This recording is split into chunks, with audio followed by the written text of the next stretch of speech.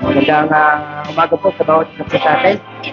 Welcome po kayo sa church, dito po sa Word of Truth Christian Church. And si Sir Bong, welcome po natin si Sir Bong. Palapakan naman po natin ang Panginoon. Si Sir Greg at saka si ayan, pangalawang bisita na po natin sila. Salamat po sa Panginoon dahil marami na po tayong nakakasama. At importante po ay ngayong umaga, matapos po nating awitan ng Panginoon, ay makapag-concentrate po tayo sa Word of God. So kaya ito po yung isa sa pinakamahalaga na ginagawa po natin dito. Hayaan po natin ang Panginoong Diyos ay makapagsalita para sa atin. At nawa po ay meron po tayong matutunan para po sa spiritual growth ng bawat isa po sa atin. At hindi lang po yun, wala po tayong intensyon kundi magkaroon po tayo ng malinaw na pagkakakilala sa ating pong Panginoong Jesucristo. Tayo po ay manalangin. Aming Ama, nagpapasalamat po kami sa iyong katapatan, sa iyong kabutihan. Ngayon po umagang ito, Ama, ang aming pong panalangin. Samahan niyo po kami sa pag-aaral namin ng iyong salita. Bigyan niyo po kami, Ama, ng kaliwanagan ng kaisipan. Hayaan niyo po na maging guide namin ang mga salita mo na po mapapakinggan sa buhay na ito. Bigyan niyo po kami ng bukas na puso na tumatanggap ng mga papahayag po ninyo sa amin. At dalangin po namin naman na maging karapat-dapat ang bawat isa sa amin sa iyong pong banal na harapan. Kung meron man sa amin, Lord, na patuloy po na namumuhay sa karugihan naman, panalangin po namin naman na hanguin po ninyo kami at dalhin niyo po kami sa inyong liwanag. Kami po ay dumudulog, minsan pa, sa pag-aaral po namin ito, maliwalhatin po namin kayo. Bigyan niyo rin po ako, Ama, ng kakayahan na ipaliwanag ang iyong mga salita. Samahan niyo po kami, Panginoon. Puri ka namin. Puri sa salamatan. Lord God, manay na, Panginoon. Okay. So yan, bago po ako magsimula, mga kasama, meron po tayong mga pinagpipray. Isa po sa pinagpipray natin ay yung mga bata na magkaroon po sila ng sariling kwarto. Dahil ako po yung nadidistract. Then, kailangan po natin din, pag-pray po natin na meron po silang maging kwarto sa labas para kahit pa paano wala po tayong magagawa kasi maliit pa lang po yung binigay sa atin, pero papasalamat na tayo sa Panginoon. At malay nyo, simulan po natin sa pananalangin at pagkatapos po ay makaka-order po tayo nawa ng isang gawa ng tawag doon? Prefab. So yun ang binabalak ng church. Kaya gusto namin paalam na meron po mga ganon tayo para sa mga bata. Para meron po silang sariling pag-aaral at pagkatapos meron din po tayo sarili na hindi tayo masyadong na-distract. Okay po. Sige po. Samahan niyo po kami sa pananalangin. At syempre, hindi lang po pananalangin. Baka mamaya ay si paring Randy na nagpapatayo ng one-stop shop sa Santa Maria. Baka i-donate yung niya, yung dahil biro lang po. So yun, magsimula na po tayo sa pag-aaral po natin. Ang pag-aaralan po natin, ipinamagatan po natin the man of faith and the faithfulness of God. At siguro, nagtataka po kayo, bakit? Puro ito yung pinag-aaralan natin. Pag ako po nagtuturo tungkol kay Abraham at saka po sa Panginoong Diyos. Wala naman po tayong dapat ibang pag-aralan kasi ang talagang binibigyang concentration po sa buhay ni Abraham ay ang kanyang pananampalataya. At syempre, ang talagang ina-highlight din po natin dito ay ang walang hanggang katapatan ng Panginoon. Walang hanggang katapatan ng Panginoong Diyos. Okay. So, tingnan po natin ngayon yung ating pong pag-aaralan. Kung meron po kayong mga Bible, wala po ako nilagay na dito na masyado kasi mahaba. Genesis chapter 13, verse 1 to 18. Okay. Okay, ay mga kids. Ano lang muna tayo, ha? Behave lang muna tayo. Hindi ako kagaya ni Pastor Edman, hindi ako nag-distract. Pakikulong mo nga yung mga bata. Alright. So, basahin ko lang po, simula sa verse 1. Medyo mahaba-haba po ito. Okay po ba kayo? Mga 2 oras tayo bago tayo magkain na. Parehin naman kayo. Mula sa Ehipto, si Abraham ay naglakbay na pahilaga patungong Negev. Kasama ang kanyang asawa at sa pangpamangkin niyang si Lot. Dala ang lahat niyang ari-arian. Mayaman na noon si Abraham. Marami na ang kanyang mga tupa, kambing, baka, at marami na rin siyang natipong ginto at pilak. Verse 3. Mula sa Negev, unti-unti siyang naglakbay pabalik sa dati niyang pinagtampuhan sa pagitan ng Bethel at Hai. Pumunta siya sa dating pinagtayuan niya ng dambana at sumamba kay Yahweh. Verse 5, si Lot ay laging kasama ni Abraham, ay marami na rin tupa, kambing at baka. Meron na rin siyang sariling sambahayan at mga tauhan. Hindi sapat ang pastulan para sa mga kawan nilang dalawa, sapagkat napakarami na nilang hayop. Dahil dito, madalas mag-away ang kanilang mga tagapag-alaga. Noon, ang mga Kanineo at Pereseo ay naninirahan pa sa dakong iyon. Pinausap ni Abraham si Lot, hindi dapat mag-away ang mga tauhan natin, sapagkat magkamag-anak tayo. Ang mabuti maghiwalay tayo. Piliin mo ang dakong gusto mo at doon ako sa kabila. Iginala ni Lot ang kanyang paningin at nakita niya ang kapatagan ng Jordan hanggang sa Zoar ay sagana sa tubig. Tulad ng halamanan ni Yahweh at ng lupain ng Ehipto, no hindi pa natutupok ang Sodoma at Gomora. Kaya pinili niya ang dakong silangan sa kapatagan ng Jordan at naghiwalay nga sila ni Abraham. Nanatili si Abraham sa Canaan, samantalang si Lot ay namayan sa mga lungsod na kapatagang malapit sa Sodoma. Sa lugar na ito ay napakasama ng mamamayan. Namuhay sila ng laban kay Yahweh. Pagkaalis ni Lot, sinabi ni Yahweh kay Abraham, tumanaw ka sa palibot mo at lahat ng lupaing natatanaw mo ay ibibigay ko sa iyo, sa iyong mga anak at magiging anak niya. Walang makakaagong niyan sa iyo. Ang iyong mga inapo ay gagawin kong sindami ng alikabok sa lupa. Libutin mo ang buong lupain. Ang lahat ng iyo ibibigay ko sa iyo. Lumipat nga si Abraham sa Hebron at doon tumira sa tabi ng puno ng roble sa Mamre. Nagtayo sila roon ng dambana para kay Yahweh. So, salamat po sa pagbasa po natin ng salita ng Panginoong Diyos. Okay. So we will continue with our series. Ang series po natin, every time na ako nagtuturo, ay pinamagatan ko pong Our Great God. Gusto nating ma-highlight sa Genesis, hindi lang po ang simula, kundi yung kadakilaan ng Diyos. Yan po yung gusto nating makita sa bawat po nating pag-aaral. It is not man but God ang ma-highlight sa pag-aaralan po natin. Pero this time, nakakonsentrate po tayo sa buhay ng tinatawag po nating patriarch.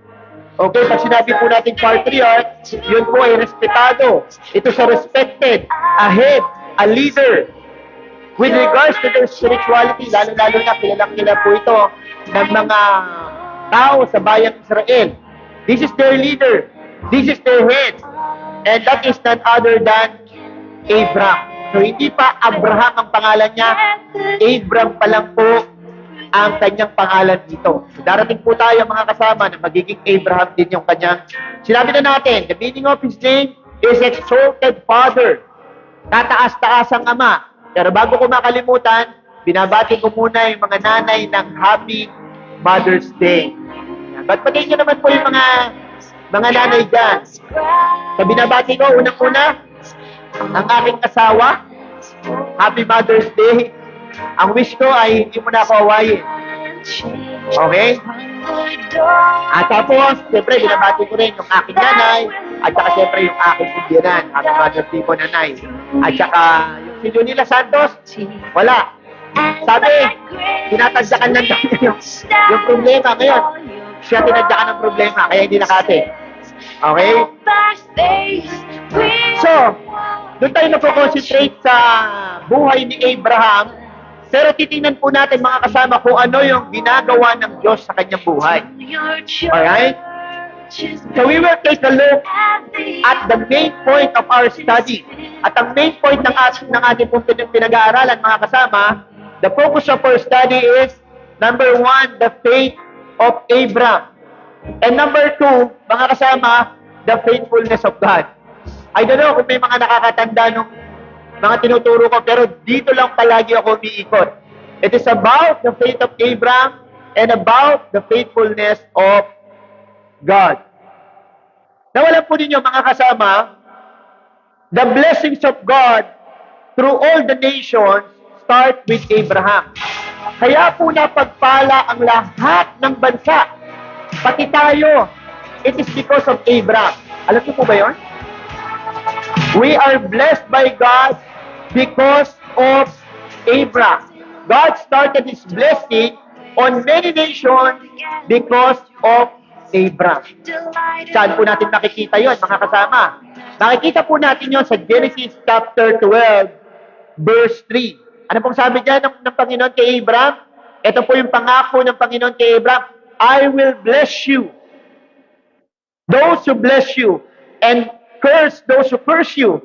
And all the families, look at the word, and all the families of the earth will be blessed through you. O di ibig sabihin, mga kasama, napagpala patala tayo ng Panginoon sa pamamagitan ni Abraham. Now, how would the nation be blessed by God? Sa paanong paraan tayo napagpala? Mga kapatid, on what way? How would the nation be blessed by God? Sabi nga natin kanina, the nation will be blessed by God through Abraham. Sapagkat kay Abraham magmumula ang pagsilang ng Mesaya at tagapagligtas. So meaning, ginamit lang pala ng Panginoon si Abraham. Pero hindi talaga si Abraham yung magpapala sa atin, kundi yung alin? Yung Mesaya na magmumula kay Abraham ang magpapala sa lahat ng bansa. And that is the Lord Jesus Christ. That is the Lord Jesus Christ. Napagpala tayo, mga kasama, hindi lang dahil si Abraham ay nanampalataya, napagpala po tayo o mapapagpala po tayo through Christ, the seed of Abraham. Okay po? Sa paanong paraan, mga kasama, na mapapagpala tayo? If someone believe on this Savior, kapag ikaw ay nanalig, kapag ikaw ay nanampalataya, mga kasama, kay Jesus Christ, ikaw po ay mapapagpalang kagaya ni Abraham. Sa paanong paraan ba binless ng Panginoon si Abraham, mga kasama? Alam nyo, makikita natin mamaya na si Abraham ay mayaman financially and physically. Mayaman po si Abraham, mga kasama, materially. Okay? Materially at saka financial, napakayaman po ni Abraham. Pero ang pagpapala ng Diyos kay Abraham is more than material and more than money, more than wealth. Dahil ang pagpapala ng ibinigay ng Panginoon kay Abraham ay spiritual. Yan ang pagpapalang ibinibigay ng Diyos sa atin sa pamamagitan ni Abraham, sa pamamagitan ng manggagaling na Savior kay Abraham. Mapapagpala tayo, mga kasama, kung mananalig tayo kay Jesus Christ, at kung nanalig tayo kay Jesus Christ, mapapagpala din tayo ng spiritual blessing na katulad ng naranasan ni Abraham. Okay? Now, how will be blessed spiritually? Paano ba tayo mapapagpala spiritually? Sinabi ko na po kanina, faith is the key to all spiritual blessing. Faith is the key to all spiritual blessing. Kaya nga, ang sigaw ng Biblia, you have to have faith on the Lord Jesus Christ. Otherwise, hindi tayo makaka-receive ng spiritual blessing from Christ. Ano po ba yung pinakamaganda? What are the greatest blessings of God in your life? Ano po ba ang pinakamalaki o dakilang blessing na ibinigay ng Panginoon sa atin, mga kapatid? Sa inyo po, it could be family. It could be our mother, dahil Mother's Day ngayon. It could be father. It could be your material possession. Yun ang mga pwede natin sabihin blessing. Okay? Name it, mga kasama. Kung tatanungin ko si Abigail, ano ba ang pinakamalaking blessing na na-receive mo? The greatest blessing you ever received from God. Yung asawa daw niya, pero parang napilitan. Parang napilitan. Okay? Pero mga kasama, ipapakita ko po sa inyo kung anong greatest blessing na receive ng isang nanalig sa Panginoong Diyos. Ng isang tao na nanalig sa ating Panginoong Kristo. Ano yung greatest blessing? What are the greatest blessings of God? Number one, the greatest blessings of God is first, justification. O yung pagpapawalang sala. Anong sabi sa Romans chapter 4 verse 3? Sapagkat sinasabi sa kasulatan, nanalig sa Diyos si Abraham dahil dito, siya'y pinawalang sala ng Diyos. Mga kasama, pag sinabing justification, God will declare you righteous instantly. Kahit ang dami nating mga ginawang kasalanan, napakadami, ibe-verdict ng Panginoon sa iyo, you are acquitted. Okay? Ikaw ay righteous na. Ikaw ay pinawalang sala, mga kasama. Yan ang greatest blessing na marireceive natin sa Panginoon. Hindi po car, hindi po businesses, hindi rin din po yung asawa. Mga minor blessing na lang yon. Pero ito yung pinakamalaking blessing na ibinibigay sa atin ng Panginoong Diyos. Ano pa? Pangalawa, the greatest blessing ay forgiveness. Mga kasama, pagpapatawad ang pangalawang pinakamagandang biyaya ng Panginoon sa atin. Ano pong sabi dyan? Sa Romans chapter 4, verse 47-8, mapalad yaong ang mga pagsuway ay pinatawad na, at ang mga kasalanay napawi na. Mapalad ang mga tao na ang kasalanan ay nilimot na ng Panginoon. Alam niyo mga kasama kung sino nagsabi nito? Si David. Si David na kahit na he is the man after God's own heart, na marami pa rin ginawang pagkakasala sa Panginoon, pero ang sabi niya, ako ay pinatawad ng Panginoon. Ito yung mapalad. Ito yung talagang ito yung talagang sinasabi ng maraming tao na maswerte. Ang totoong mapalad, mga kasama, ay yung ikaw ay napatawad. Pag sinabing napatawad, mga kasama, lahat ng kasalanan mo, nilimot ng Panginoon. Nilimot. Pinalimutan. Tayo nga, hindi natin makalimutan yung mga kasalanan ginawa natin eh. Meron tayong kasalanan na hindi natin makakalimutan sa talang buhay natin. Pero alam niyo po ba, mga kasama, kung bakit natin makakalimutan yon? Peklat yon para hindi mo na balikan. Kung nasugatan ka nun dahil sa kasalanan na yon, huwag mo nang uling balikan. Kaya hindi maalis sa alaala natin yon. It is a warning na huwag mo nang balikan yon. Why? Kung ikaw ay Christian na, mga kasama, yon ay pinatawad na ng Panginoon. Kaya hindi mo na kailangang balikan yung kasalanan na yon. Yan ang pinakamalaking pagpapala. At siyempre, isa sa pinakamalaking pagpapala, hindi lang pinawalang sala, hindi lang pinatawad, mga kasama, pangatlo, na napakalaking pagpapala, the greatest blessing of God is our redemption. Yung kaligtasan na ipinagkakaloob sa pamamagitan ng pananampalataya natin sa Panginoong Kristo, sa pamamagitan ng paniniwala natin na si Jesus Christ ay napako at namatay sa krus na binayaran ng ating kasalanan. Yun ang nire-require lang ng Biblia. You have to believe on Jesus Christ. Sa redemption, ano sabi sa Ephesians chapter 1 verse 7? Tinubos tayo ni Kristo sa pamamagitan ng kanyang kamatayan at sa gayoy pinatawad na ang ating mga kasalanan.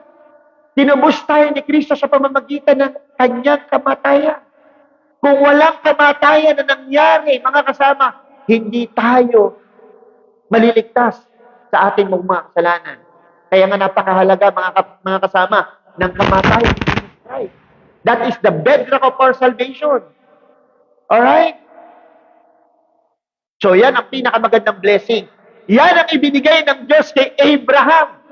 At ibinigay din sa katulad po natin mga mananampalataya. Pero syempre, punta tayo dito ngayon sa pinaka-lesson natin, mga kasama. So, nung nakaraan, nung nagturo po ako dito, pero siyempre, nakalimutan nyo na po yun. Pero dahil teacher ako, yung profession ko, ipapaalala ko sa inyo yung lesson natin nung nakaraan. Ang lesson po natin nung nakaraan ay Genesis 12. Okay? Doon po ipinahayag ng Diyos yung kanyang napakagandang pangako kay Abraham. Sa Genesis chapter 12, verse 1 to 3. Okay? At pagkatapos mga kasama, dahil nangako ang Diyos, meron namang naging participation si Abraham. Ano naging participation ni Abraham? He went forth and go forth. Ibig sabihin, may tinalikuran si Abraham kasi pinapaalis siya ng Panginoon eh. Kailangan niyang lisanin yung kanyang lugar dahil merong ibibigay na promised land ng Panginoon. Okay? Sumunod po siya, mga kasama. He went forth and go forth. Ang pinakamahirap, mga kasama, dalawa yun na mahirap. Yung isa, tatalikuran mo para lang sumunod ka sa Panginoon. Kung titingnan natin, mga kasama, hindi ka naman talaga pwedeng lumapit sa Diyos na ikaw ay may daladalang mga excess baggage. What do I mean is kung lalapit ka sa Panginoon at di mo kayang talikuran yung kasalanan mo, nilaloko lang natin sarili natin. Kailangan meron tayong iiwanan. Okay? At meron din naman tayong pagsunod na right after na manampalataya tayo. Yung Christian life, hindi po natatapos doon. You have to go forth. You have to obey the commandments of God. Kasi kapag hindi tayo sumusunod, mga kasama, mananatili tayong Christian bansot. Kagaya ko, na kinapos ng height. Hindi po tayo mga kapag ikaw Christian, pagkatapos hindi ka marunong sumunod sa Panginoon, oo nga, Christian ka, pero ano tawag doon sa punong bonsai? Bonsai ka. Cute ka lang tingnan. Pero hindi ka naman talaga lumaki. Hindi ka nag-grow. Alam niyo kung sino mga hindi nag-grow, mga kasama? Yung walang relasyong malalim sa Panginoon. Ang ginagawa pa rin nila ay para pa rin silang nasa dati nilang kalagayan. Okay? Ano pa? Pinapag-aralan natin. Nakita rin po natin na bagamat si Abraham ay man of faith, ama ng pananampalataya, mga kasama, nakita po natin na mahina rin si Abraham. Ano yung mga ginawang kasalanan ni Abraham na nakita natin sa Genesis chapter 12? Ano yung mga nakita natin doon? Natakot si Abraham. Akala papatayin siya ng mga Egyptian. Natakot si Abraham. Tapos ano pa po? Nagsinungaling si Abraham. Sabihin mo, magkapatid tayo. Kasi baka patayin ako eh. Tapos ano pa, mga kasama? Makasarili. Ipinain niya yung asawa niya. Ipinain niya yung asawa niya. Ibinigay niya talaga. Para hindi siya masaktan. Para hindi siya patayin ng mga Egyptian. Now, on point dito, sabihin ba natin, wala nang palang kwenta yung si Abraham eh. At tulad ko rin pala yan eh. Hindi yung mga kasama. That is the reality of a Christian. Ang Christian, mga kasama, yes, we are weak. Sabi nga ni Paul Wasser, lagi niyang ina-highlight po yun sa kanyang mga preaching. We are just a weak man with a strong God. Walang malakas na Kristiyano, mga kasama. At kung may kalakasan man tayo, yan ay nanggagaling lang sa Panginoon. Kaya kung wala kang Panginoon, wala kang totoong lakas. Kaya tingnan nyo, mga kasama, sino yung mga dinadagukan ng problema? Sino yung mga hindi nakakasurvive sa problema? Ang mga hindi nakakasurvive sa problema ay yung walang Diyos. Sino naman yung hindi makatayo na Christian, mga kasama, na dinagukan ng problema? Ito naman yung mga Christian na hindi naman faithful sa Panginoon. Ito naman yung mga Christian na na paggala-gala lang, na walang spiritual na paghahangad, na mag-grow sila spiritually. Walang prayer life, walang reading of the Word of God, walang tag-attend, umaano na lang, sinisingit-singit lang. Hindi po pwede yun. Tapos pagka nagka-problema tayo, sasabihin natin, Lord, bakit ako nagkaganito? Alam niyo mga kasama, kailangan natin araw-araw ang Panginoon. Pang-apat na napag-aral natin nun, but despite the weaknesses of Abraham, God protected and blessed Abraham in his journey to Egypt. Sa Egypt, alam nyo ba mga kasama, nagkasala na si Abraham. Nag-fail na siya. Pero hindi nawala yung katapatan ng Diyos kay Abraham. Doon sa kung saan nagka-problema siya, doon pa siya pinagpala ng gusto ng Panginoon. Ganun kabuti ang Panginoon. Mga kasama. So, puntahan na natin. Yung lesson natin, mahaba-haba ito. 18 verses to. Okay. Let's take a look at the journey of Abraham in Genesis chapter 13. O ang tawag natin dito, may mga nag-aaral kasi kami ng mga lalaki. This is a narrative. It is a story of Abraham. Kapag sinabi nating narrative, meron diyang bida, meron diyang plot, may story. Titingnan natin lahat yun kung ano nangyari dito from Genesis 13:1 hanggang 18. Tingnan po natin mabuti kung ano yung mga observation na makikita natin. Alright? So ano bang meron? Sa verse 1 to 2, basahin muna natin. Mula sa Ehipto, si Abraham ay naglakbay na pahilaga patungong Negev, kasama ang kanyang asawa at ang pamangkin niyang si Lot. Dala ang lahat niyang ari-arian. Mayaman na noon si Abraham. Marami na ang kanyang tupa, kambing, baka, at marami na rin siya mga natipong ginto at pila. O, isa lang ang pinapakita po dito, yung malinaw na nakalagay po dyan.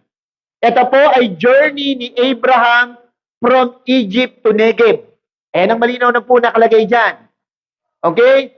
Pangalawa, isa sa mapapansin natin dyan sa verse, sino kasama niya doon sa kanyang journey? Yung kanyang pamilya.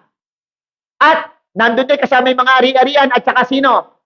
Si Lot, yung nagbabalat ng patatas. Kilala niyo ba yun, Tilay? Si Loti. Loti pala yun.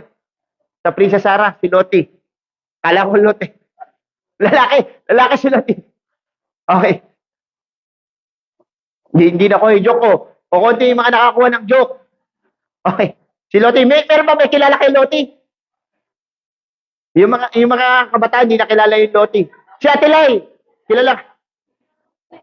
Ha? Hindi na. Okay lang, Ate Lai. Importante nandito ka, at saka nandito yung mga natin, mga youth. Praise God. Okay.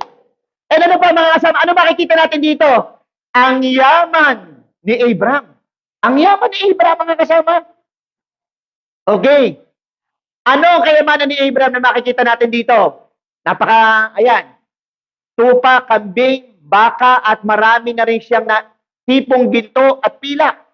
Sabi ko po sa inyo, yung kanyang mga cattle, no? Ang dami. Baka dito kaya nanggaling yung yung kambing ni tatay na nandiyan. Yung halimaw na kambing ni tatay. Dito nagmula pala yon kay Abraham. Marami rin siyang ginto at pila. Okay? So mayaman po si Abraham. Bakit mayaman si Abraham? Sabi ng Panginoon sa Genesis chapter 12, I will bless you. O ngayon, sabi nung ibang mga preacher, tayo din daw, pagpapalain tayo ng Panginoon dahil sinabi kay Abraham. Mga kasama, yung literal na meaning nito ay hindi sa'yo. Si Abraham ang sinabihan na I will bless you. Okay? So ang mayaman lang, si Abraham. Kaya hindi tayo pwedeng umasa, nayayaman din tayo mga kasama. Kung papayaman tayo ng Panginoon, salamat. Pero kung hindi naman ikaw si Abraham. Kasi may pangako ang Diyos kay Abraham na I will bless you. Okay? Mga kasama, paano niya na-acquire to? Saan nanggaling to mga kapatid? Nanggaling niya sa Genesis chapter 12 kung bakit siya yumaman. Okay? Nung may problema si Abraham, nung natatakot siya, mga kasama, nung natatakot siya sa kanyang buhay, nung nagsinungaling siya, nung pinain niya yung kanyang asawa at pinakuha dun sa head dun sa Egypt, nung mahina si Abraham, nagkaroon ng opportunity ang Panginoon, no? It is an opportunity for God to bless Abraham. Kahit may problema dito, hindi nawala ang katapatan at pangako ng Diyos kay Abraham. Alam nyo, ang Panginoong Diyos kapag nangako yan, tiyak na gagawin niya yon. Ano man ang mangyari dun sa tao na yon. Kaya nga lagi namin sinasabi sa inyo, whatever promises of God, no, you have to hold on. You have to hold on it. Kailangan natin panghawakan yon kasi gagawin ng Panginoon yon. Okay po? He made Abraham a wealthy and blessed man. Saan nakalagay yan? Sa Genesis chapter 12. Tingnan nyo, dahil sa kanya, pati si Abraham ay tinanggap na mabuti. Yung asawa niya po ito, si Sarai. Pati si Abraham ay tinanggap na mabuti at pinagkalooban pa ng mga kawan ng tupa at kambing, baka, asno, kamelyo at mga alipin. Diyan nang galing sa Egypt yung kayamanan ni Abraham. Oh, dahil nga, pangako yun ng Panginoon kay Abraham eh. Kaya, on the providence of God, gumawa ang Panginoon ng paraan para pagyamanin niya si Abraham. Next, tingnan na natin yung the man who always look back to God. Tingnan natin itong si Abraham kung bakit siya palaging bumabalik sa Panginoon. Tingnan natin, Genesis chapter 13, verse 3 to 4. Mula sa Negev, unti-unti siyang naglakbay pabalik sa dati niyang pinagkampuhan. Sa pagitan ng Bethel at Hai, pumunta siya sa dating pinagtayuan niya ng dambana at sumamba kay Yahweh. Tingnan niyo po muna natin yung yung history. Bago siya from Negev, pumunta siya dito sa kanyang pinuntahan. Sa Genesis chapter 12, buhat doon, nagtuloy siya, ito yung go forth niya. Buhat doon, nagtuloy siya sa kaburulan ng ilangan ng Bethel at huminto sa pagitan nito at ng Hai. Nagtayo rin siya roon ng dambana at sumamba kay Yahweh. Ano makikita natin dito? Sabi nga natin, si Abraham po, isa sa mga karakteristik na hanga-hanga ko sa kanya. He is an altar builder. He is a church builder. Mapaggawa ito, siguro hindi ito napansin ng iba, pero ang napansin ko sa kanya, lagi siya nagtatayo ng church. Lagi siya nagtatayo ng altar para sa Panginoon. Na bakit niya ginagawa yon? Pinag-aralan na natin ito ng mga nakaraan. Ano ba yung altar ng Panginoon para sa atin? Ano ba yung altar ng Panginoon para kay Abraham, mga kasama? So nagtayo po siya doon sa Bethel. Ngayon, umalis na po siya, mga kasama. Nagpunta na po siya, mga kapatid, mula Negev. Nandun na po siya sa Negev dahil yung destination niya na pinapapunta sa kanya ng Panginoon sa Promised Land. Ngayon, habang nagtatravel po siya, pinagpalasan ng Panginoon, bumalik po siya muli. Bumalik po siya muli. Tingnan po ninyo. Mula sa Negev, unti-unti siyang naglakbay pabalik. Bumalik siya. Ano yung binalikan ni Abraham? Hindi po niya nakalimutan yung tsinelas niya. Ano po yung binalikan niya? Ang binalikan niya, mga kasama, ay yung dambana o yung altar na itinayo niya para sa Panginoon. Okay? Sa Genesis chapter 12, from Shechem, pumunta siya doon sa Bethel. So naglakbay po siya pabalik doon sa dati niyang pinagkampuhan. Kahit anong haba, mga kasama, kahit anong hirap ng kanyang paglalakbay, he goes back to the altar of God. Ito yung makikita po natin. Kahit na ang hirap noon na sumunod sa Panginoon, mahirap yung travel po noon, dala-dala mo yung pamilya mo, tsaka yung hayupan mo, mga kasama. Sobrang hirap po noon. Ang haba nung lalakbayin. Naglakbay na nga siya, papaano na siya, papadiretso na siya. Pero hindi na alis sa isipan ni Abraham that I have to go back to the altar of God. Alright? Alam niyo po ba kung anong ibig sabihin ng pangalang Bethel sa Hebrew? Ang ibig pong sabihin ng Bethel sa Hebrew language ay house of God. Hinahanap-hanap ni Abraham yung tahanan ng Panginoon na nasa Bethel. That is the house of God. Sinasabi nung iba, pwede naman ako manalangin kahit saang lugar. Totoo po yun. But it's different. If you have your time alone with God, iba po yun. Iba po yung quiet time. Iba po yung church every Sunday.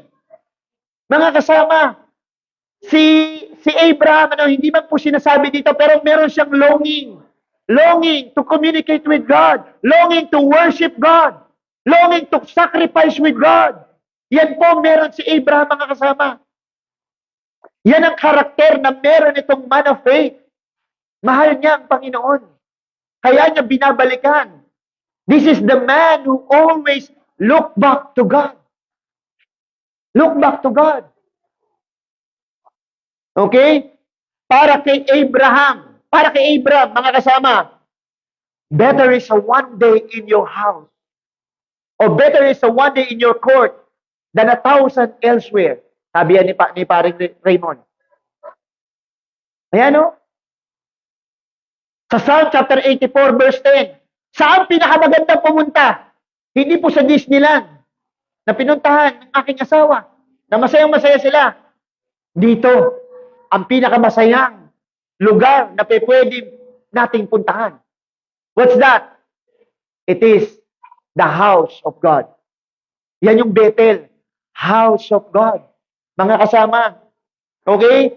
Kahit isang araw lamang, gusto ko pang sa templo mo kaysa sa 1,000 araw na iba ang tahanan ko. Nakita po ninyo yung sinasabi dito sa Psalm? Grabe yung desire. Grabe yung puso. Sabi niya, mas gusto ko na magstay sa'yo. Hindi ko kailangan ng lahat ng kasiyahan dito sa mundo. I want your presence. I want God. Meron po kayang tao na ganon? Nang ninanais nila, mga kasama, ay manatili sa presensya ng Panginoon. Na hindi siya masyadong nag-i-enjoy sa maraming bagay, kundi yung kanyang kasiyahan at kagalakan ay ang Panginoong Diyos. Siguro madalang na po tayo makakakita nun. Why? Dahil ang hinahanap ngayon ng tao ay kasiyahan. But sasabihin ko po sa inyo, labis na kagalakan ang pag-i-stay sa presensya ng Panginoon. Alam niyo ba, yung pagbibigay niyo po ng oras na ito every Sunday, hindi niyo po mapapansin, mga kasama, pero binibigyan po tayo hindi lang po ng kalakasan, kundi unti-unti nagbibigay ang Panginoon ng joy sa atin. Dahil pala patuloy po tayong lumalapit sa atin pong Panginoon. Hindi man po explicitly sinasabi sa verse, mga kasama, but Abraham is not only a man of faith. Hindi lang po siya ama ng pananampalataya. Hindi lang po siya na isang lalaki na talagang nananalig sa Panginoon. Abraham is not only a man of faith, but he is also a man of prayer and a man of worship. Yan ang makikita po natin. Ang hina-highlight niya palagi kay Abraham ay yung kanyang pananampalataya. Pero sabi ko nga po sa inyo, ang nakita ko kay Abraham, dahil altar builder siya, lagi siya nagbibuild ng altar. He is a man of worship and he is a man of prayer. He is a man who are willing to stay in the presence of God. Yan po si Abraham, mga kasama. Hindi lang siya ama ng pananampalataya. Let's continue the narrative. Alright. Tingnan po natin. There's a conflict along the way dito sa narrative po natin. Sa Genesis chapter 13, verse 5 to 7. Si Lot ay laging kasama ni Abraham, ay marami pa rin tupa, kambing at baka. Meron na rin siyang sariling sambahayan at mga tauhan. Hindi sapat ang pastulan para sa mga kawan nilang dalawa, sapagkat napakarami na nilang hayop. Dahil dito, madalas mag-away ang kanilang mga tagapag-alaga. Noon, ang mga Kananeo at Periseo ay naninirahan pa sa dakong iyon. Tapos dito po, mga kasama, on another chapter, another character dito sa chapter 13, another character ang i-introduce po sa atin, hina-highlight ng verse, walang iba kundi si Lot. Okay, hindi Loti, Atilay. Si Lot. Another character na naman na binibigyang emphasis ng Bible. Sa narrative po, sa kwento, mga kasama, may mga tauhan po dyan. At syempre, may mga karakteristik po yun. Kailangan natin bigyan ng emphasis kung anong meron si Abraham at kung anong meron din si Lot. Tingnan natin, ano bang meron si Lot dito? Si Lot, mga kasama, ay kamag-anak ni Abram, pamangkin sa Tagalog. Pinsan, magpinsan, mga kasama. Close sila ni close sila ni Abram, part ng family ni Abraham, mga kapatid. Isa sa makikita po natin sa verse, they are both wealthy. Pareha silang mayaman. Pinagpala sila parehas ng Panginoon. Okay? Marami silang mga kawan, mga kasama. Marami rin silang mga servants. Ang sinasabi po dun sa verse. Pero alam po ninyo, mga kapatid, makinig po kayo. Sometimes, being wealthy, being wealthy causes us conflict and problem. Kaya hindi lahat ng mayaman, walang problema. Yan ang palagi sinasabi ng nanay ko. Kapag daw may pera, may solusyon ang lahat. Hindi po totoo yun. Kapag may pera at walang pera, parehas lang may problema. Mga kasama. Okay? Pero dito mga kapatid, makikita natin na hindi pa pwedeng hindi tayo maka-experience ng problema. Kahit si Abraham, man of prayer, man of faith, man of worship, meron siyang na-encounter na problem. Ano yung problema nila dito? Nagsusuntukan na yung kanilang mga alipin. Nagkakagalit na. Nag-aaway na, mga kasama. Buti nga, hindi lupa yung pinag-aawayan nito, kagaya ng mga ngayon, yung sa pamilya. Diba? Ito, pinag-aawayan lang, mga kasama. Space. Grabe, inimagine ko nga, habang pinag-aaralan ko to, gano'ng karami yung hayupan ng dalawa na to. Kasi, wala na daw paglagyan. Wala na paglagyan, nagkakahalo. Nagkapatong na yung tupa, tsaka yung kambing, yung baka. Nandun sa may itaas. Mga kasama, sobrang dami, mga kapatid. Sobrang dami. Hindi kasi yung lugar sa verse 6. Ayun pong sabi, hindi sapat ang pastulan. Hindi kasi yung lugar sa verse 6. Sa kaya sobrang dami po nito. Nag-aaway sa verse 7. Ayun na, ito dahil dito, madalas mag-away. Di mas sinabi niya, pero baka nagsuntukan na yung pare Randy. Madalas na mag-away. Okay? Sa verse 8, malapit na rin silang mag-away. Dahil nag-aaway yung tagapag-alaga nila, mga kasama, obviously, ganun naman nangyayari, di ba? Parang sa, may anak si Abigail. Nag-away yung anak, may ginakaaway yung anak niya. Mamaya-maya, mag-aaway na yung parehas na magulang. Ganun na mangyayari dyan eh. Nag-i-start pa lang doon sa kanilang mga alipin. Okay? Pero, malapit na pong makalimutan ni Lot na tiyuhin niya si Abraham. May mga ganun ng mga maaaring pangyayari po dito, mga kapatid. May conflict. Kapag may conflict o hindi pagkakaunawaan, ano ang dapat natin gawin? Kapag may conflict at saka may hindi pagkakaunawaan. Ano? Ano daw? Solusyonan. Anong solusyon? Anong solusyon? O tingnan natin. Tingnan natin kung anong ginawang solusyon ni Abraham. Tingnan natin sa susunod na storya. The proposed solution to the conflict and the selfless character of Abraham. Tingnan natin. Okay, tingnan natin kung ano yung solusyon. At saka ano yung pinakita ni Abraham na selfless characteristic po niya. Basahin po natin. Mukhang mabilis ng kita. Nasa 9 na tayo. 18 lang yan. Kalahati na. Genesis chapter 13, verse 8 to 9. Kinausap ni Abraham si Lot. Hindi dapat mag-away ang mga tauhan natin. Sapagkat magkamag-anak tayo. Ang mabuti maghiwalay tayo. Yan, ang mabuti maghiwalay tayo. Piliin mo ang dakong gusto mo at doon ako sa kabila. Okay, yun ang sabi. Pero meron ako highlight dito, makita po na yun sa English translation. 2 beses ginamit yung salitang please. Ayan. Ano yung ibig sabihin ng 2 beses ginamit na yung salitang please? Talagang nakikiusap si Abraham. Yan ang point natin, mga kasama. Okay? So, isang bagay na makikita natin dito, nung si Abraham ang gumawa ng move, na hindi nyo na hindi gagawin ng ilan sa inyo na kayo yung magpe-first base dahil may kaaway kayo. Siya muna unang lumapit. Hindi ako. Pero si Abraham, siya yung nag-first move. Tingnan natin. Okay. Now, Abraham initiate reconciliation. Siya po yung nag-initiate ng pakikipagkasundo kay Lot. He is a peacekeeper. Ayaw niya ng gulo. Ayaw ng away, mga kasama. Okay? He initiate reconciliation. He is a peacekeeper. Nais niya ang kapayapaan.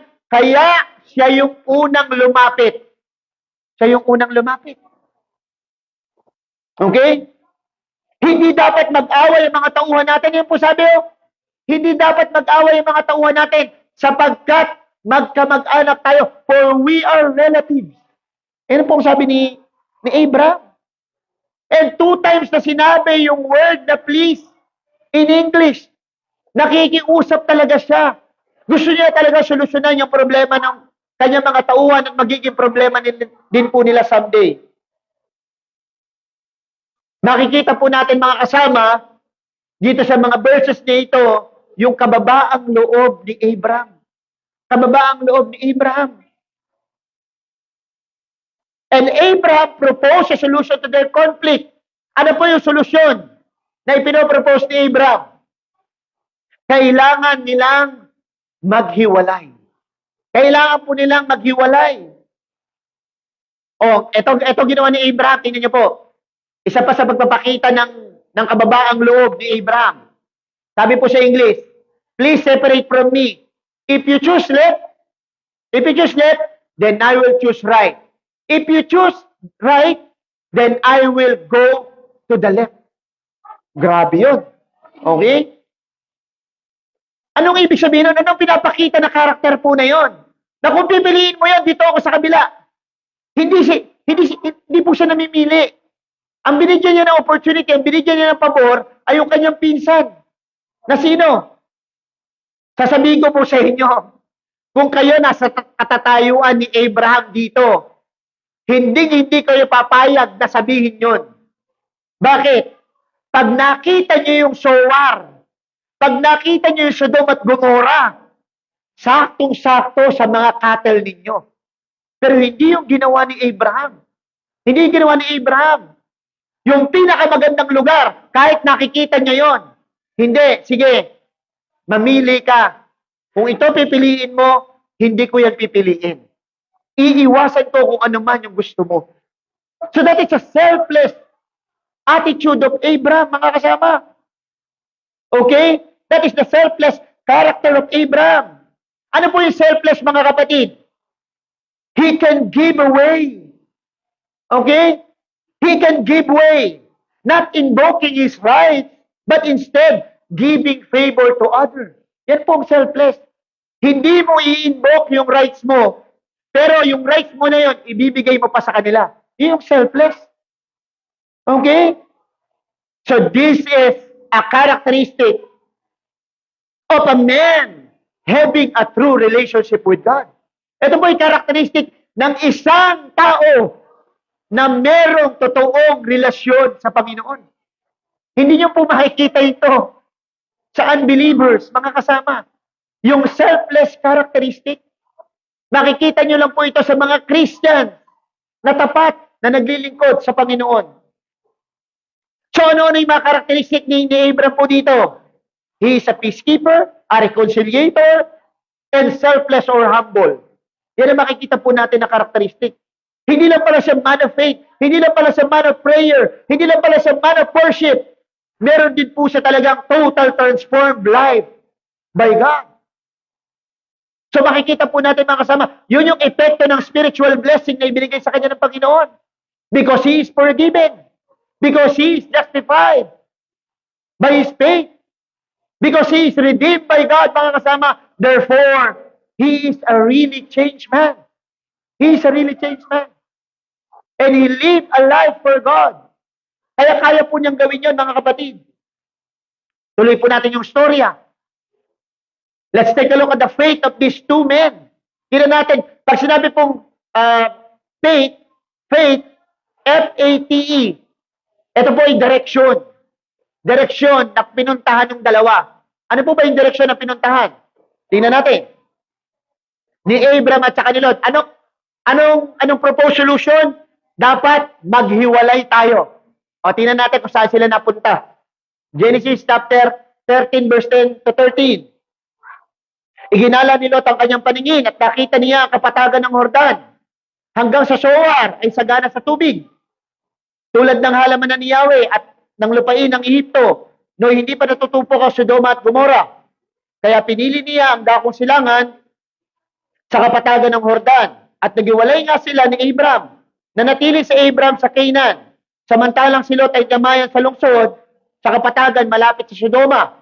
Sa lugar na ito ay napakasama ng mga mamamayan.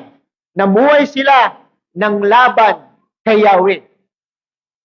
Dito po sa verse na ito, mga kasama, makikita po natin yung dalawang tao na nag-set ng kanilang destinasyon. Dalawang tao na nag-set ng kanilang destinasyon. Siguro mag-argue kayo sa akin. Sabihin niyo, hindi, ang Diyos ang nagse-set ng destinasyon. Lalo na si Calvinist Randy. Hindi, tinadhana na ng Panginoon kung ano ihahakbangin niya at pipiliin niya, alam na ng Panginoon. Pero hindi yun ang sinasabi ng verse. Walang sovereignty na sinasabi po dito. Ang pinapakita po dito, mga kasama, is the decision na ginawa nung dalawang tao. At tingnan natin kung ano yung decision nila. Mga kasama, sila ba nag-set ng kanilang decision? Sila, base sa verse. Okay, sila nag-set ng kanilang decision. Tingnan natin. Ano ang ginawang basis ng pagdedesisyon ni Lot? Iginala ni Lot ang kanyang paningin. Ano naging base na decision ni Lot? Yung kanyang paningin, yung kanyang nakita. O, yun yung basis ng kanyang decision. Nakita niya. Grabe, masagana yung Zoar. Nandun din yung mayamang tubigan. Sakto-sakto doon sa kanyang mga cattle.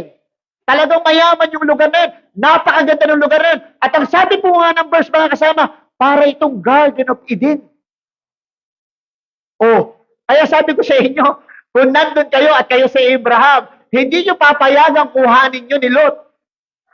Dahil maganda yun, sakto-sakto rin sa mo yun sa kabuhayan mo yun Hindi nyo po gagawin yun.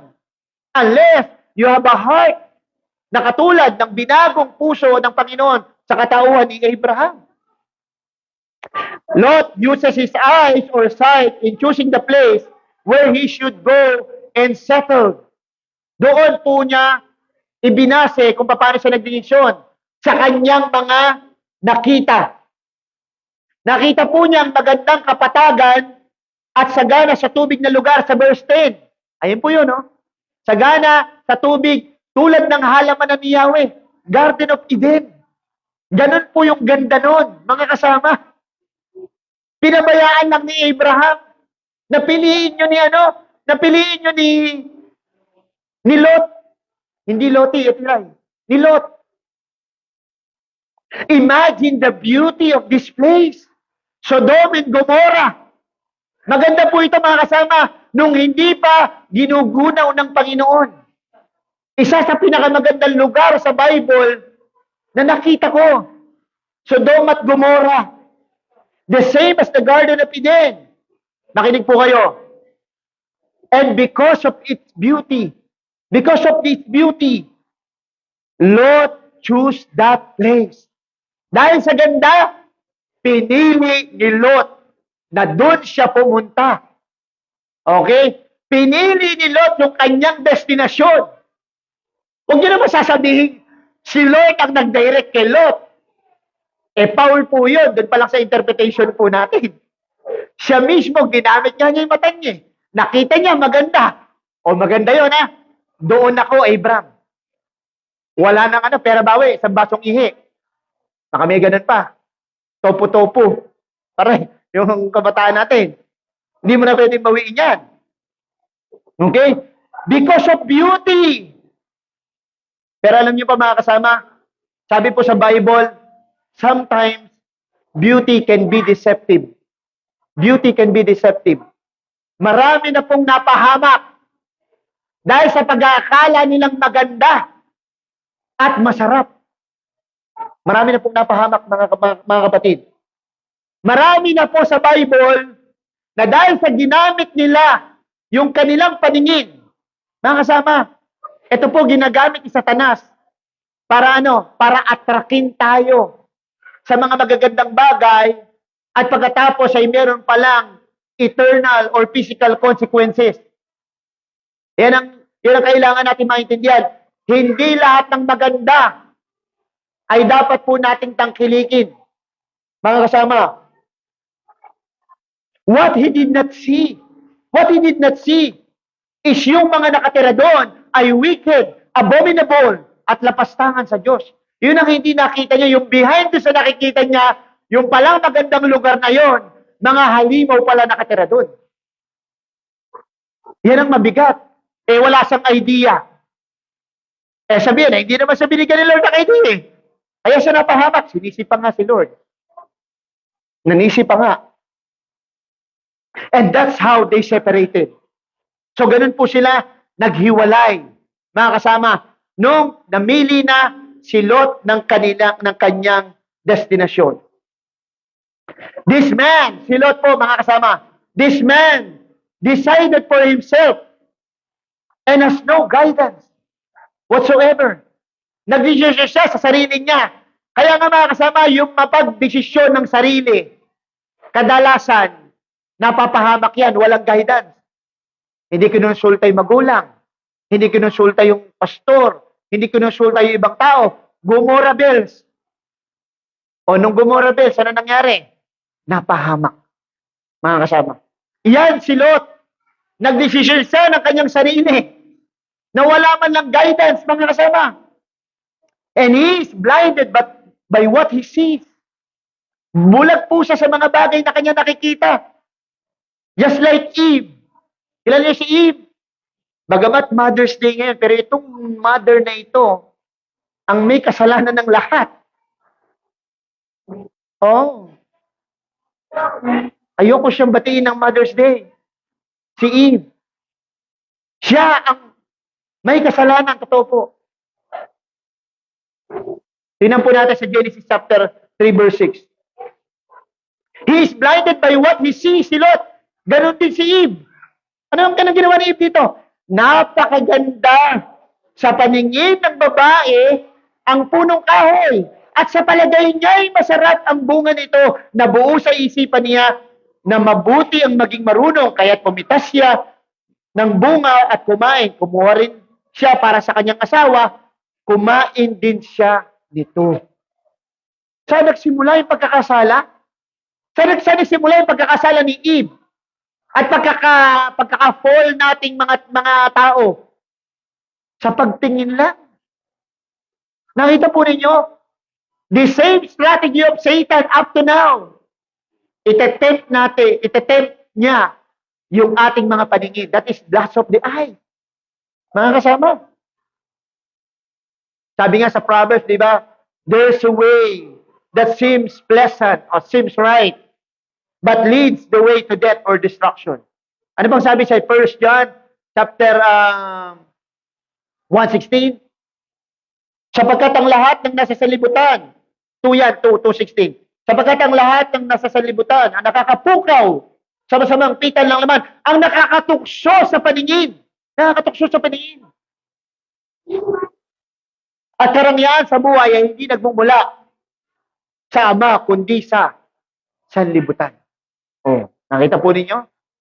Hindi pala mukha, pag pala nakakita tayo ng maganda, hindi kaagad yun ay blessing. Ay, hindi po mga kapatid. Hindi po yung sinasabi sa Bible na ang maganda ay blessing. Hindi ho. Merong pangit na blessing. Princess, ba't tumatawa ka?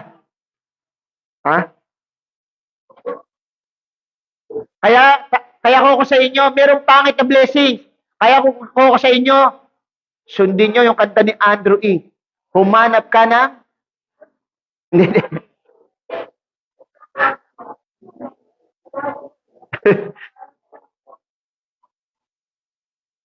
Mga kasama.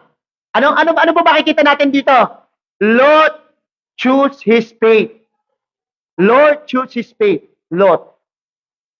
Yung kinahinatnan niya, siya ang pumili. Yes, God is sovereign, but we are responsible for every decision and action that we are going to make or take.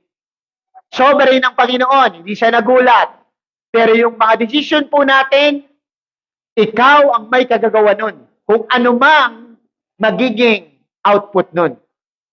Okay po? Now, tingnan mo natin. While Abraham, ano naman si Abraham? While Abraham remains in Canaan. Ano pong ginawa ni Abraham? Oh, verse 12, nanatili si Abraham sa Canaan. Mga kasama, ito na yung lupang pangako ng Panginoon.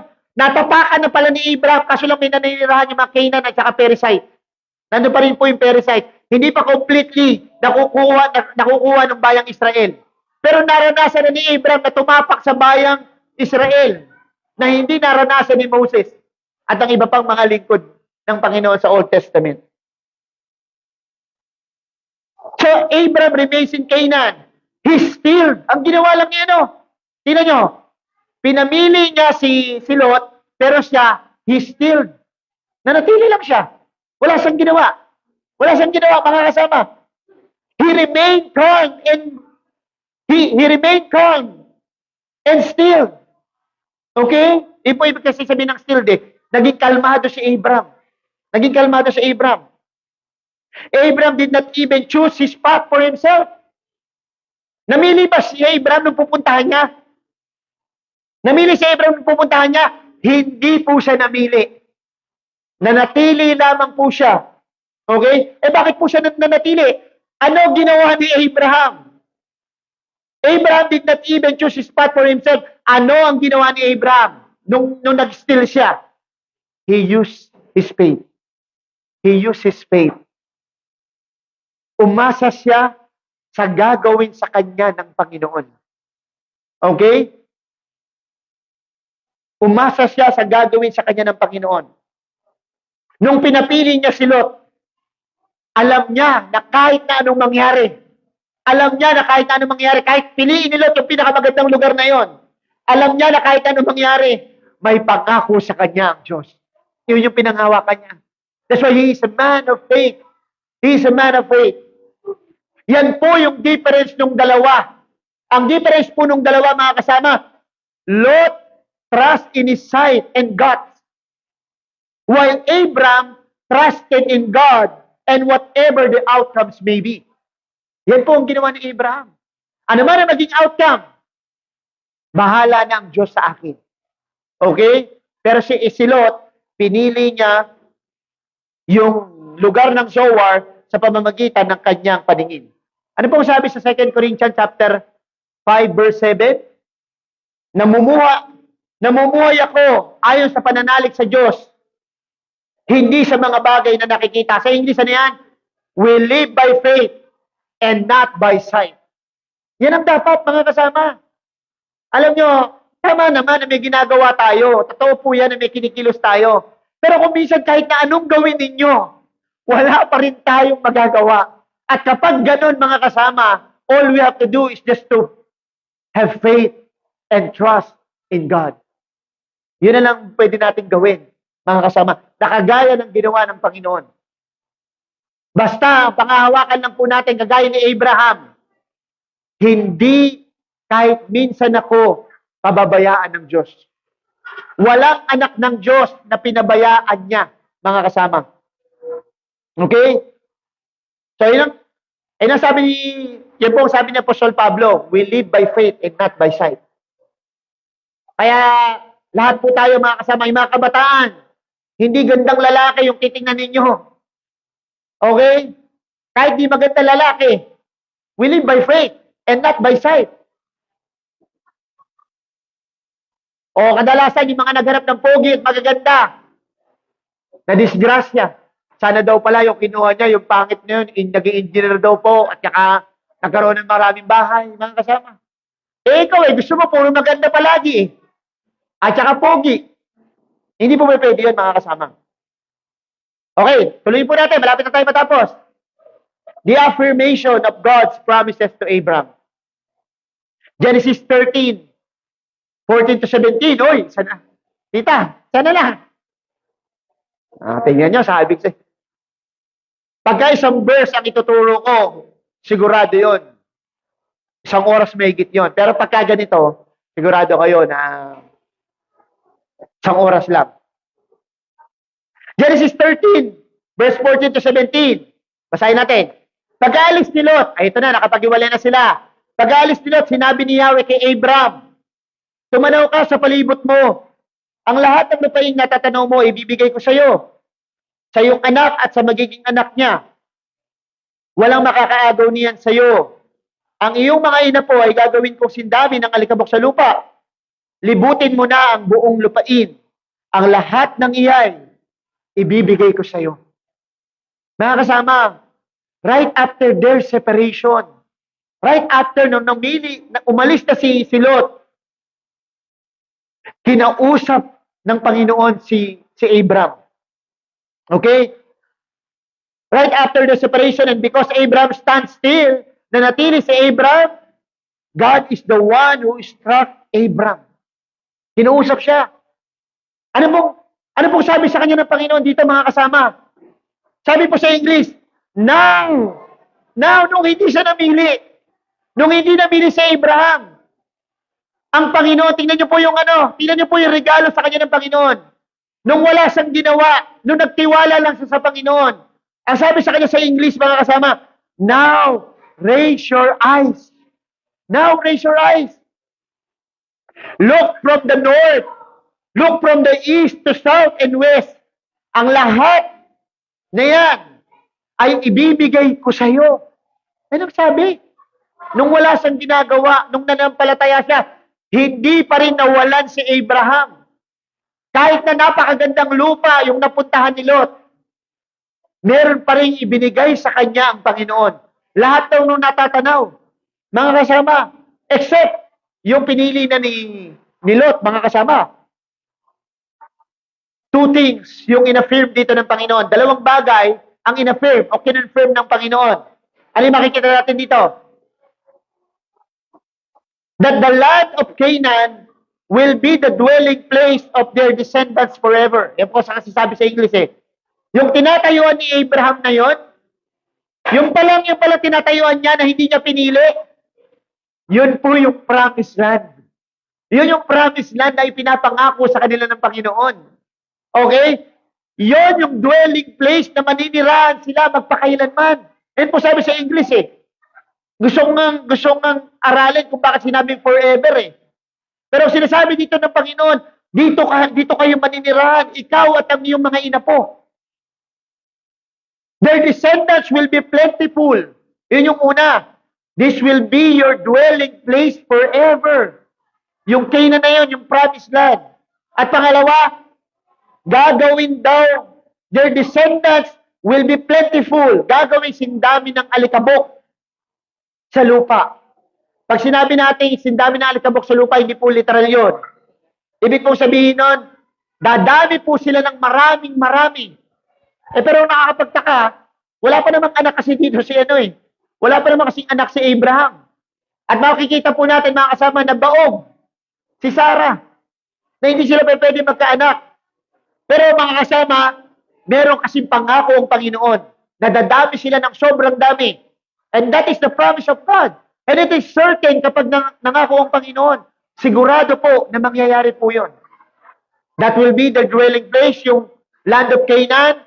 At pagkatapos, doon po, dadami sila ng dadami. Yun yung dalawang inaffirm na pangako ng Panginoon sa Genesis 12 na nagkaroon ng katuparan, a glimpse na natapakan ni Abraham yung promised land na pinapapuntahan sa kanila ng Panginoon.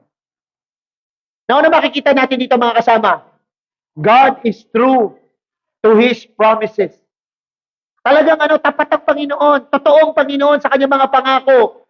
And He is a rewarder to those who express their faith in Him. Siya yung nagre-reward. Alam niyo, wag lang po kayong mainip. Wag lang po kayong mainip sa pananampalataya natin sa Panginoon. He will surely reward us. Nung pagsasagaan natin at pananampalataya natin sa Kanya, maaaring hindi dito, Pero sa kabilang buhay, i-reward tayo ng gusto ng Panginoon because of our faith. God is the rewarder of those who have faith in Him. Katunayan po niyan, mga kasama, ipinaranas po niya kay Abraham na makatapak sa lupang ipinangako sa promised land. And then, last verse, the settlement of Abraham in God's promised place. So ano po nangyari sa verse 18? This is the last verse. Lumipat nga si Abraham sa Hebron at doon tumira sa tabi ng puno ng roble ng Mamre. Nagtayo siya roon ng dambana para kay Yahweh. Ito na naman, mga kapatid. So Abraham moved his tent, signifying his obedience to God. Ayun na naman, sumunod na naman si Abraham. Hindi lang po siya nanalig, kundi sumunod siya. Nagtayo siya ng kanyang tent o bahay. Kasi ganoon yung mga bahay nun eh. Okay? Signifying his obedience to God. And he settled at Hebron. So, alam naman po natin ibig sabihin ng Hebron means place of worship or fellowship. Yan po ibig sabihin nun. And again, makikita po natin dito sa verse, mga kasama, he builds an altar to the Lord. Nag-build na naman siya ng altar. Lahat ng pinupuntahan ni Abraham, nag-build po siya ng altar, mga kasama. Now, this is the man of faith does. Ito yung ginagawa ng isang lalaki na nananalig sa Panginoon. The importance in a man of faith is the presence of God. Pinaka-importante pala sa isang taong nananampalataya sa Panginoon ay ang presensya ng Diyos. He builds an altar to pray, to honor, to sacrifice, and to worship the faithful God. And that is the journey of Abraham from Negev to Promised Land. Yan po yung makikita natin sa story na ito, mga kasama. Ngayon, sa conclusion at lesson po natin, makinig po kayo mabuti. Number 1, na lesson and conclusion natin. It is the Lord who blesses His people. Ang Panginoong Diyos ang nagpapala at wala nang iba pa. Ano man ang ating ginagawa, ano man ang ating destinasyon, ano man ang ating tahakin, ang Diyos ang may hawak ng ating kapalaran at buhay. Magsimula po tayong i-acknowledge ang Diyos at magsimula din po tayong magtiwala sa Kanya ng lubusan. Pangalawa, nakita po natin kung gaano kahalaga ang place of worship para kay Abraham. Nakita po natin yung value nun kay Abraham na binabalikan po niya, na binalikan pa po niya, naglakbay sa mahabang panahon. He travels a lot just to get to that place of worship. Parang tayo rin po. Kung saan tayo nanggaling, we travel just to meet God here. And the place of worship, bakit? Mahalaga po itong pagsamba every Sunday. Mahalaga po ang church. Mahalaga ang pagsamba kung sa ibang tao. Mahalaga ang paglalaba at pagluluto at pagtatrabaho. Sa ating mga Christian, every Sunday, parang si Abraham, we have to look back to God every Sunday. Hindi nga araw-araw eh. Konting oras nga lang eh. May pagkain pa nga tayo sa tanghalian eh. Para hindi na kayo umuwi eh. So all you have to do is just to attend and praise, honor God. Mga kasama, every Sunday, na kung bakit po tayo nagpupunta dito? Para magpasalamat sa kabutihan ng Diyos. God must be our priority, just like Abraham. God must be our priority. Pangatlo, nakita po natin yung selfless attitude ni Abraham. Ganito po ang karakter ng isang tunay na Kristiyano. Isang taong tunay na binago ng Diyos. Ano yun? Dapat ang Christian, peacemaker, hindi siya yung nakikipag-away. Wala po siya dapat kaaway. Dapat siya mismo yung lumalapit na ayusin kapag meron kayong conflict sa kanyang kapwa. Hindi yung bahala na. Hindi po pwede yun, mga kasama. Pangatlo, siya ay mapagbigay. He less look at himself. Nandun yung humility. Nawa, ganun din po yung gawin natin sa ating pong kapwa. Abraham is a type of Christ. Abraham is a typology of Christ. Okay? We can see Christ in the life of Abraham. Christ is our reconciliator. Christ is the Prince of Peace. Christ is the selfless, humble man who ever lived on earth. But he do more than Abraham. Mas maraming ginawa si Jesus Christ kaysa kay Abraham, mga kasama. Because siya lang po ang nag-alay ng kanyang buhay para mapatawad tayo sa ating mga kasalanan. Pang-apat, at bandang uli. Pang-apat, meron pa, 5 pala to. Sa ating pagdidesisyon, hindi po mata, nawa ang gamitin po natin. Because beauty is deceiving. We pray and trust God. Marami pong napapahamak dahil nag-issue sila sa kanilang sarili without consulting God. And pang-5, at bandang uli, dapat po natin tandaan, God is faithful. What He promised, He will surely accomplish. Magtiis lang po tayo, mga kasama, sa paniniwala natin, sa pagsamba natin na ito, mga kapatid. Sa paglilingkod natin sa Kanya, time will come. Listen to this. Ito na po yung huli kong statement. Time will come. Magtiis lang po tayo sa pananampalataya natin, pagsamba, paglilingkod sa Kanya. Time will come. God will be the one who tells us, look, raise your eyes. This is the one that I promise you for all that you have been through. Yan ang pwede na sabihin sa atin ng Panginoon doon sa kabilang buhay. Kaya nga si Paul, hindi sila nakatingin sa mga bagay na nakikita ng mata, kundi nakatingin sila sa mga bagay na hindi nakikita. Because one day, he is so certain that our God will reward those who put their faith in Him and in Christ. Tayo po ay manalangin. Panginoon, marami pong salamat sa oras na ito, sa pag-aaral namin ng iyong salita. Tulungan niyo po kami na manalik po sa inyo. Samahan niyo po kami, Lord God, na mabago pa. Marami pang mga karakter sa aming pong buhay ang hindi pa po maayos, Panginoon, itama po ninyo kami. Magpapasalamat kami, Panginoon, sa aming pong Panginoong Kristo na siyang nag-iisang tagapagligtas na nanggaling kay Abraham. And through Christ, we will be blessed by you. Napanalangin po namin, Panginoon, continue to open our heart, continue to open our mind. May we be able to see your glory. May we be able to see your beauty. And not the things of the world, Lord God, but help us see in faith the heavenly things, Lord, that you have prepared for us. Marami pong salamat, Panginoon. Guide po ninyo palagi ang church na ito. Pagpalain niyo po bawat sa amin. And we continue to pray for our dear mothers na talagang nagsasakripisyo para sa kanilang mga pamilya at mga anak. Pagpalain niyo po sila, Panginoon, at bigyan pa ng iba yung kalakasan. Salamat po, Panginoon. We honor them today, Lord God. Kagaya po ninyo, Panginoon, na may pagmamahal na katulad ng isang ina sa amin, Lord Jesus. Salamat po, Ama. Po ang aming panalangin in Jesus' name.